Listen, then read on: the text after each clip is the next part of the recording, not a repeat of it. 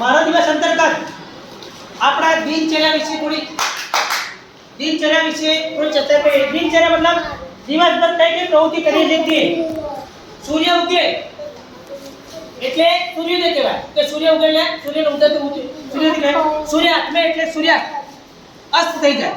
હવે સૂર્યોદય થાય એટલે અજવાળો થાય અને સૂર્યાસ્ત થઈ જાય એટલે અંધાર થઈ જાય। હવે અંધાર થાય એટલે આકાશમાં શું દેખાય આપણને? તારા તારા દેખાય અને બીજું શું દેખાય? ચાંદ દેખાય। ચંદ્રમામાં એટલે ચાંદો પણ કહીએ ચંદ્ર પણ કહીએ અને તારા અનેક હોય અને ચાંદ એક હોય સૂરજ એક હોય પણ તારા અનેક હોય।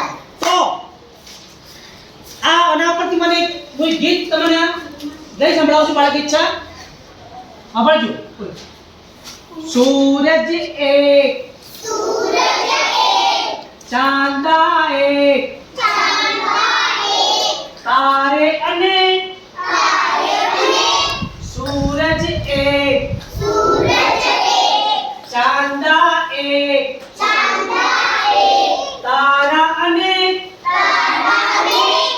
एक चिड़िया अनेक चिड़िया दाना चुभने आई चिड़िया दाना चुभने आई चिड़िया एक गिलहरी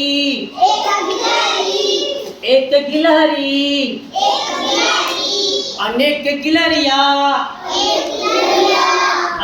गिलहरिया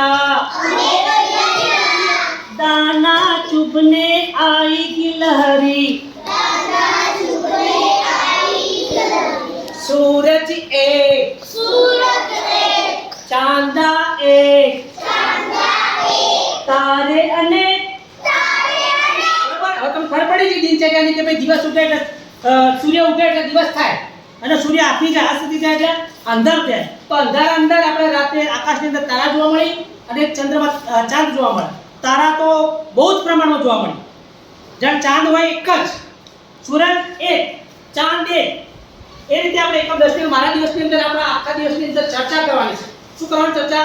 એક વિદ્યાર્થી ઉભો રહે છે અને તમારી દિનચર્યા મતલબ તમે સવાર પહેલા ઉઠો છો પછી શું કરો છો એના પછી શું કરો છો શાળાએ જઈને જાઓ છો શાળાએ છૂટ્યા પછી તમે શું કરો છો ઘરે જઈને તમે શું કરો છો આખી દિનચર્યા એટલે પૂરા દિવસની ચર્ચા એ તમારા વિદ્યાર્થીઓને પણ કરવાની છે અને હું પણ કરું છું અને તમને મેં બધું સમજાવી પણ દીધું છે બરોબર કે સવારે વહેલા આપણે ઉઠીએ છીએ પહેલાં તો સવારે ઉઠી અને આપણે બ્રશ કરીએ છીએ બ્રશ કર્યા બાદ આપણે કુદરતી હાથે જઈએ એટલે ટોયલેટ જઈએ છીએ બરોબર ત્યારબાદ પાછા ટોયલેટ ગયા હોય તો આપણે નાહી ધોઈને સાફ થઈ જઈએ છીએ નાહી ધોઈને સાફ થયા બાદ આપણે કપડાં પહેરીએ છીએ પછી થોડો ઘણો નાસ્તો કરીએ છીએ શાળાનો સમય થાય એટલે પાછા શાળાએ જઈએ છીએ શાળાએ જઈને શાળાનું કામ કરીએ પહેલાં પ્રાર્થના સભા પૂરી થાય એટલે વર્ગમાં હાજરી પુરાવીએ પછી લેસન પછી જે ગુજરાત વિષય આવે પછી મોટી રિવિઝન પણ ગણિત આવે પછી વળી રમત આવે 5 વાગે છૂટીને ઘરે જઈએ ઘરે જઈને હાથ પગ ધોઈએ ચા પાણી નાસ્તો કરીએ પછી થોડું ઘણું રમત રમીએ